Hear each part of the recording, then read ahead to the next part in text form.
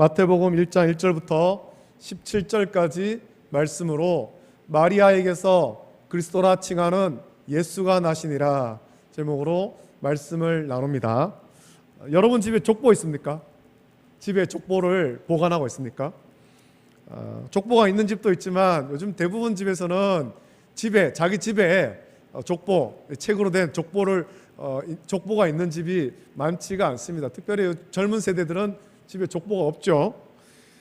그러다 보니까 요즘 세대는 가문에 대해서, 이 족보에 대해서 예전보다는 좀 많이 무관심해진 것이 아닌가 그런 생각이 좀 듭니다. 족보는 무척 중요한 겁니다. 이 족보가 무엇입니까? 족보는 나의 뿌리를 기록한 것이기에 단지 할아버지의 할아버지가 누구고 나의 친족은 누구인가 아는 것으로 그치지 않습니다. 이건 나의 뿌리, 나의 근본을 아는 것이기 때문에 족보는 굉장히 중요한 것입니다. 우리 노회에 고향이 같은 분이 그런 목사님이 여럿 계십니다. 그분들 중에는 어린 시절 한 동네에서 자랐거나 한 학교의 동문이기도 합니다. 그 지역에 있는 초등학교의 동문, 중학교의 동문, 고등학교를 같이 나오신 분 일이 있죠. 그래서 고향이 같은 목사님이 모이면 가끔 농담 삼아서 학렬을 따져요. 학렬. 친족의 범위가 넓어지면 간혹 나이는 많지만 학렬이 낮은 경우가 생기죠. 그러면 장남 삼아서 나이가 어린 분이 나이는 많지만 학렬은 자기보다 낮은 분에게 자기를 아저씨라고 부르라고 그렇게 요구할 때도 있죠. 내가 학렬이 더 높지 않냐, 나를 아저씨라고 불러라. 나이는 어린데. 어릴 때는 이 친족 가문에 대해서 크게 관심이 없다가 나이가 조금씩 들어가니까 친족에 좀 신경을 써야 되겠다라는 생각이 좀 듭니다. 특히 이제는 오늘날에는 형제가 많지 않지 않습니까? 형제가 많지 않아서 친족에 더 신경 쓰고 관계를 맺어야 되지 않을까 그런 생각이 듭니다. 얼마 전에 미혼 남녀가 나와서 데이트하며 이제 배우자가 될 사람을 택하는 그런 TV의 프로그램이 있습니다. 예전부터 그런 프로그램들을 많이 있었는데 그 프로그램이 있는데 그 프로그램에 출연한 남자와 여자 중에 6천 남매가 나온 적이 있습니다. 6천 남매가. 사실 6천이면은 그렇게 먼 친척은 아니지만 서로가 모르는 거예요. 서로가 얼굴을 모르는 거죠. 6천 남매인데 얼굴을 몰라요. 어릴 때 자주 만나기도 했지만 나이가 들면서 이제 자주 만나지 않으니까 6천 남매지만 서로를 알아보지 못한 겁니다. 만약에 프로그램이 끝날 때까지 알아보지 못했다면 6천 남매가 연애하는 아주 불상사가 생길 뻔하기도 했습니다. 다행히 이제 그 6천 남매 중에 남동생이 아무래도 친척인 것 같다, 6천 누나인 것 같다 알아서 이 불상사가 피하겠습니다만 그런 일도 생긴 거예요. 여러분, 족보를 알고 뿌리를 아는 것, 이거 굉장히 중요한 것입니다. 마태복음과 누가복음에는 예수님의 족보가 기록되어 있습니다. 마태복음은 우리가 오늘 읽었습니다만 아브라함부터 시작해서 예수님까지 기록했고, 누가복음은 반대로 예수님으로부터 시작해서 아담을 창조하신 하나님까지 족보를 기록했습니다. 그 중에 우리는 오늘 이 마태복음 예수님의 족보를 묵상하면서 마태가 예수님의 족보를 기록한 의미를 좀 묵상해 보려고 하는 겁니다. 어떤 의미가 포함되어 있는가? 마태는 예수님의 족보를 이뤄가며 이렇게 시작하지 않습니까? 아브라함과 다윗의 자손 예수 그리스도의 계본이라 그렇게 밝힙니다. 이 아브라함과 다윗은 유대인에게서 아주 중요한 사람이죠. 아브라함은 유대인의 시작이며 동시에 이 믿음의 시작입니다. 창세기의 말씀 보면 많은 사람이 나옵니다만 하나님께서 아브라함을 택하여 갈대아 우르에서 부르셔서 약속의 땅 가나안으로 인도하셨습니다. 그리고 아브라함의 이름을 아브라함으로 바꿔주시면서 아브라함의 자손이 하늘의 별과 바다의 모래같이 많을 것이다 그렇게 말씀하셨습니다. 하나님은 아브라함을 부르셔서 그의 후손이 큰 민족을 이루고 땅을 얻으리라 그렇게 약속하셨습니다. 또한 복을 받고 그의 후손을 통해서 열방이 복을 받을 것이다 말씀하셨습니다. 이런 아브라함과 언약을 맺으신 거예요. 이 복은 하나님이 함께 하시며 왕이 되셔서 통치하시는 하나님 나라, 이 열방이 복을 받는다는 것은 그런 의미죠. 또 하나님은 다윗에게 그의 후손이 하나님의 이름을 위해서 성전을 건축할 것이며 다윗의 왕위와 그의 나라가 영원할 것이다 라고 다윗에게 약속하셨습니다. 그런 의미에서 마태가 예수님의 족보를 기록하면서 아브라함과 다윗의 자손이라고 한 것은 예수님의 정통성을 밝힌과 동시에 또 예수님이 하나님의 약속을 따라 성육신하셨고 또 하나님의 사랑하는 아들임을 밝히는 거예요. 그리고 마침내 아브라함과 다윗의 자손에서 그리스도가 나시는 겁니다. 하나님께서 약속하신 그리스도. 이 그리스도는 히브리어 메시아, 곧 기름 부음 받은 자를 의미합니다. 이 그리스도는 이스라엘의 기름 부음 받은 왕인 다윗의 후손으로서 하나님이 약속하신 영원한 왕위를 회복시킬 자를 가리킵니다. 예수 그리스도는 유대인의 왕이자 영원한 하나님 나라를 회복하시고 열방을 구원하셔서 통치하시는 영원한 왕으로 오신 것입니다. 이 사실은 이스라엘 백성의 시작인 아브라함 이후 이어지는 이삭과 야곱이 하나님이 아브라함에게 하셨던 약속을 그대로 이어받았고 또 하나님은 유다 지파에게서 왕이 나올 것을 약속하신 거예요. 자, 그런데 마태가 기록한 예수님의 족보를 보면 좀 특이한 점이 있습니다. 그냥 살필 것이 아니라 좀 특이한 점이 있다는 겁니다. 이 족보를 보면, 예수님의 족보를 보면 여자의 이름이 족보에 기록되어 있습니다. 여러분, 족보가 어떤 것입니까? 여러분 집에 족보가 있는 분들도 살펴보면 나옵니다만 족보에 여자 이름은 사실 없습니다. 우리나라도 족보에 여자 이름은 안 나옵니다. 족보는 그 가문의 남자만 기록합니다. 시조 할아버지 밑에 아들, 그리고 그 아들의 아들, 그 아들의 아들, 이런 식으로 남자만 기록하는 거예요. 근데 예수님의 족보에는 3명의 여자가 기록되어 있습니다. 3명의 여자는 다말과 아합 그리고 마리아죠. 룻도 기록되어 있네요. 이들이 왜 기록되었겠습니까? 이들이 그 가문에서, 예수님의 가문에서 아주 중요한 사람이기 때문에, 특별한 일을 했기 때문에 이들의 이름을 예수님의 족보에 기록했겠습니까? 제가 중학생일 때 집안에서 집집마다 족보가 없으니까 집안의 어른 중에 한 분이 간략하게 족보를 만들었어요. 큰 종이에 족보를 간략하게 기록해서 집집마다 그걸 나눠준 적이 있습니다. 그 족보에도 제 위로는 남자만 기록됐는데 제 항렬에 유일하게 여자 한 사람이 기록되어 있었어요. 제 항렬에. 누가냐면 저희 누님이 거의 기록되어 있는 거예요. 아무도 제 위로 뭐 어떤 여자 이름도 기록되어 있지 않은데 저희 항렬에 저희 누님이 기록되어 있습니다. 거기에 누님의 이름을 기록한 이유가 있습니다. 왜냐면 저 보니까 그때까지 우리 집안에 좀 아들이 귀한 게 아니라 아들은 흔해 빠졌고 딸이 귀한 집안이에요. 딸이. 그 사촌과 육촌까지 봐도 딸이 없는 거예요.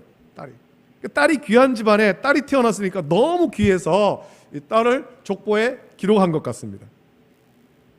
여러분, 여기에 기록된 다말과 라합과 그 마리아, 룻도 그런 사람이겠습니까? 또 예수님의 족보에 나오는 이 사람이 메시아의 조상으로 모두 합당한 사람이겠습니까? 이스라엘을 구원할 그리스도, 이 그리스도의 족보에 이런 사람들의 이름이 기록된 것이 합당하겠느냐라는 거죠. 그렇지 않죠? 예수님의 족보에 기록된 이분들을 보면, 이 여인들을 보면 이들은 유대인이 아니죠. 이방인이고 창기고 간음의 대상이었던 사람이었습니다. 하나님의 말씀을 거역하고 대적한 악한 왕도 예수님의 족보에는 기록되어 있다는 겁니다. 그리스도의 족보로는 사실 합당하지 않은 사람들이. 여러분, 오늘 우리가 가진 족보, 이 족보는 사실 정확한 족보라고 그렇게 말할 수가 없습니다. 우리 족보를 다 자랑합니다만 족보가 정확하다, 틀림없다라고 말하기에는 조금 부족하다는 겁니다. 왜냐하면 우리나라 역사를 거슬러 올라가서 보면 조선 후기에 양반이 아닌 평민이나 천민 중에 장사나 여러 가지 일로 인해서 큰 부자가 된 사람이 있습니다. 돈을 많이 번 사람이 있습니다. 이분들이 신분이 상승하고 싶은 거예요. 내가 언제까지 평민에 있어야 되나? 내가 언제까지 청민에 있어야 되나? 내가 돈이 많은데 이 돈을 가지고 양반의 신분을 좀 사면 좋겠다. 신분을 산 거죠. 몰락한 양반에 가서 당신의 그 양반의 신분 내가 돈을 줄 테니까 나한테 파시오. 그렇게 양반이 된 사람이 많이 있어요. 많이. 돈을 주고 양반의 족보, 자기의 족보를 바꾸는 경우가 많았던 겁니다. 그래서 지금 우리의 족보를 보면 여러분 집에 가서 살펴보십시오. 여러분 족보에 우리 그 가문 가운데 뭐 천민이 있고 뭐 망나니가 있고 안 기록해 있습니다. 전부 뭐 양반이고 전부 다 왕이고 전부 왕족이죠. 그 족보에 자기 집안의 뿌리가 평민이나 천민이라고 밝히는 경우는 없다라는 거예요. 만약 그런 게 있어도 숨기려고 하죠. 우리 집안은 뼈대가 있는 집안이야. 그러면서 그런 건 기록을 안 합니다. 근데 예수님의 족보를 보면 마태가 기록한 예수님의 족보를 보면 그런 부끄러운 것도 다 기록되어 있습니다. 아브라함과 다윗의 자손인데 왜 이토록 부끄러운 역사를 다 기록했겠습니까? 하나님 말씀에 거역했던 악한 왕들, 또 이방인, 또 간음의 대상들 왜 기록했겠냐는 거죠. 왜 이렇게 부끄러운 족보에서 예수 그리스도가 탄생했느냐라는 겁니다. 이건 우리를 죄에서 구원할 메시아의 족보로 좀 부족한 것 아닌가? 부적절한 것 아닌가?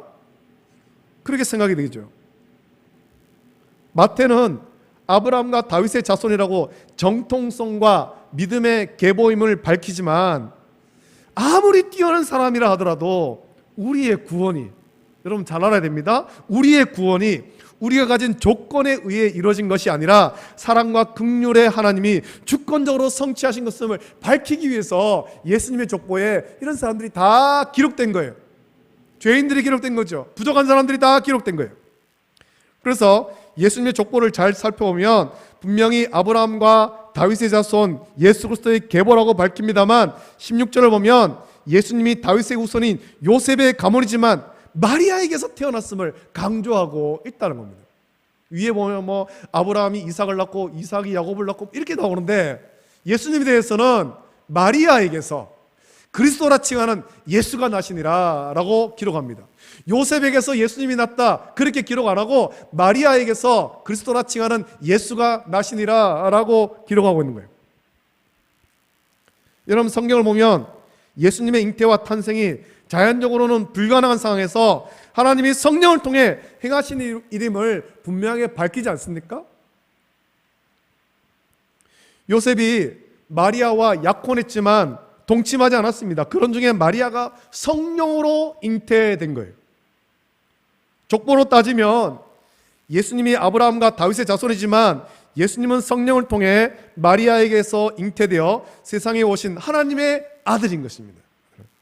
그래서 마태는 예수님의 족보를 쭉 기록하면서 16절 말씀 보면 마리아에게서 그리스도라 칭하는 예수가 나시니라 라고 기록한 것입니다. 요셉이 예수님을 낳았다 그렇게 기록 안 하고 마리아에게서 그리스도라 칭하는 예수가 나시니라. 여러분 우리의 족보는 자랑할 만한 것이 못 됩니다. 아브라함과 다윗의 족보도 그렇습니다. 민족의 시작이고 믿음의 시작이며 하나님의 사랑받는 자라고 하지만 그 족보를 보십시오. 그 족보는 죄로 얼룩져 있는 거죠. 하나님 말씀을 대적했던 그런 악한 일들이 기록되어 있죠. 죄에서 구원할 만한 의로운 것이 거기는 없다는 겁니다. 아무리 아브라함이고 다윗이라 하더라도 그들이 민족을 구원할 수가 없는 거예요. 죄에서 구원할 수가 없다는 겁니다. 하나님의 언약을 받았고 왕으로 세워졌지만 그들 가운데 의로운 것이 하나도 없는 거예요. 이게 우리의 모습이죠. 이게 우리 모습. 세상에서 뭔가 대단한 것을 자랑하지만 그것이 우리를 죄에서 구원하지 못합니다. 세상에서 대단하다고 자랑하지만 결국 우리의 모습은 구원과 상관없는 이방인이고 간음하는 창기이고 하나님을 대적하는 진노의 대상일 뿐이라는 것입니다. 이런 우리를 사랑하사 구원하기 위해 하나님께서 독생하신 외아들 예수 그리스도를 성육신하게 하셨습니다. 마태가 예수님의 족보를 기록한 것은 이게 하나님의 은혜라는 거예요. 아브라함이 위대하고 다윗이 뛰어나고 그래서 예수님이 아브라함과 다윗의 자손으로 오신 것이 아니라 이 족보를 봐라. 구원할 만한 의로운 것이 하나도 없다. 하지만 하나님께서 우리를 사랑하셔서 예수님이 오셨다라는 것을 우리에게 밝혀주는 거예요. 이게 하나님의 은혜죠. 예수님의 족보가 보여주는 것, 이 마지막에 기록된 마리아에게서 그리스도라 칭하는 예수가 나시니라 라는 말씀은 우리의 구원, 우리가 죄에서 구원받은 것, 우리가 가진 조건에 의해 이루어진 것이 아니라 사랑과 긍휼의 하나님이 주권적으로 성취하신 것임을 이 족보를 통해서 밝혀주고 있는 거예요. 하나님은 아무 자격 없는 우리를 구원하시고 하나님 나라를 회복시키겠다라는 약속을 역사 속에서 신실하게 그리고 점진적으로 성취하셨습니다. 예수 그리스도의 십자가 복음이 단지 여러분 믿으면 구원 가는, 믿으면 천국 가는 이 단편적인 사건이 아니라 구약에서 약속하시고 인류의 역사 속에서 성취하신 하나님의 구원 계획의 절정이라는 것을 생각할 때 우리가 받은 구원의 은혜는 더 충만해질 것입니다. 아무 의도 없고 아무 공로도 없는 죄로 얼룩진 우리를 하나님께서 은혜로 구원하신 거예요. 마리아에게서 그리스도라 칭하는 예수가 나시니라 라는 말씀은 성령으로 잉태되어 예수님의 성육신에 쓰임받은 마리아가 추앙받을 만한 그런 일이 아니라, 우리가 세상에서 뭔가 대단하다고 의스되지만 사실은 아무것도 아니고 스스로 죄에서 구원할 수 없는 우리를 구원하기 위해서 하나님께서 일하셨음을 이 성경을 통해서 말씀해 주는 거예요. 아무 능력도 없지 않습니까? 마태가 예수님의 족보를 기록한 의미가 그런 것입니다. 그럼 반면에 누가는 어떤 의미로 기록했겠습니까? 오늘 본문은 아닙니다만 누가는 예수님의 족보에 예수님으로부터 시작해서 그 마지막을 하나님까지 올라갑니다. 똑같은 의미죠. 하나님께서 우리를 사랑하사 예수 그리스도를 보내셨다, 그런 의미로 족보가 기록되어 있는 거예요. 우리가 성탄절을 기다릴 때 예수님의 성육신, 성령으로 잉태되어 마리아에게 나신 의미를 여러분 깊이 묵상하십시오. 아브라함과 다윗의 자손으로 오셨지만 마리아에게서 그리스도라 칭하는 예수가 나시니라, 요셉이 낳은 것이 아니라 성령으로 잉태되어 태어나신 거예요. 성육신하신 거예요. 하나님께서 하신 것입니다. 허물과 죄로 영원히 죽었던 우리, 구원받을 아무 자격도 없지만 독생자를 어김없이 내어주신 하나님의 사랑과 긍휼을 우리가 이 성탄절을 기다리며 묵상해야 될 것입니다. 그 은혜를 깊이 묵상할 때 나를 죄에서 구원하기 위해 낮고 낮은 다리에 임하신 예수님의 사랑에 감격하고 하나님의 은혜에 우리는 감사할 수 있을 것입니다. 오늘 성탄절에 이 은혜를 깊이 묵상하며 하나님께 감사와 영광 돌려드리는 저와 여러분 되시기를 예수님의 이름으로 축복합니다. 아멘. 기도하겠습니다. 걸어가신 아버지 하나님, 사랑과 은혜를 감사드립니다. 아무 의도 없고 아무 공로도 없지만 우리를 사랑하셔서 독생하신 외아들 예수 그리스도 이 땅에 보내심을 감사함을 드립니다. 아버지 하나님, 우리가 뭔가 대단한 사람인 것 같고 대단한 집안인 것처럼 자랑하지만 사실 우리의 모습을 보면 죄로 얼룩져 있고 구원받을 만한 어떤 의도 없음을 발견하게 됩니다. 아버지 하나님, 이런 우리를 구원하기 위해서 독생자 예수 그리스도 보내심을 감사함을 드립니다. 하나님 주권적인 사랑으로 우리를 구원해 주심을 감사함을 드립니다. 성탄절을 기다리면서 하나님의 주권적인 사랑, 구원의 은혜 깊이 묵상하고 또한 감사하며 전하는 우리가 될 수 있도록 은혜 내려 주시옵소서. 감사드리며 걸어가신 예수님의 이름으로 기도드립니다. 아멘. 아멘.